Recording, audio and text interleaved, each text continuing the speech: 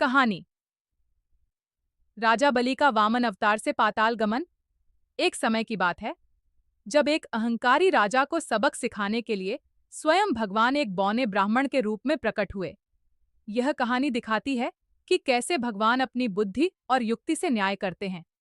असुरों के राजा बलि एक शक्तिशाली और धर्मात्मा राजा थे, लेकिन उनका अहंकार बढ़ता जा रहा था। उन्होंने अपनी शक्ति से तीनों लोकों पर अधिकार कर लिया था और देवताओं को उनके स्थान से हटा दिया था।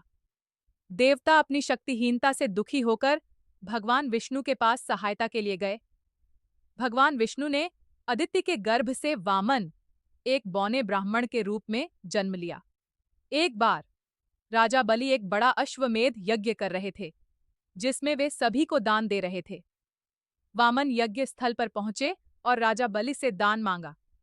बलि ने उन्हें कोई भी इच्छा पूरी करने का वचन दिया। वामन ने विनम्रतापूर्वक कहा, मुझे केवल 3 पग भूमि चाहिए।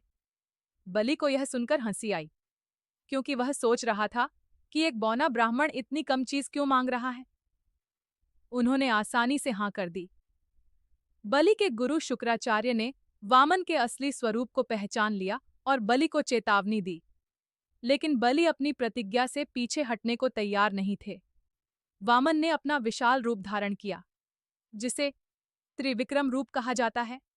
पहले पग में उन्होंने पूरी पृथ्वी को नाप लिया, दूसरे पग में उन्होंने पूरे स्वर्ग को नाप लिया। अब तीसरे पग के लिए कोई जगह नहीं बची थी। वामन ने बलि से पूछा, तीसरा पग कहाँ रखूं? राजा बलि अपनी प्रतिज्ञा का पालन करने के लिए विनम्रतापूर्वक बोले, प्रभु, मेरे पास अब कुछ नहीं बचा। कृपया अपना तीसरा पग मेरे सिर पर रख दें।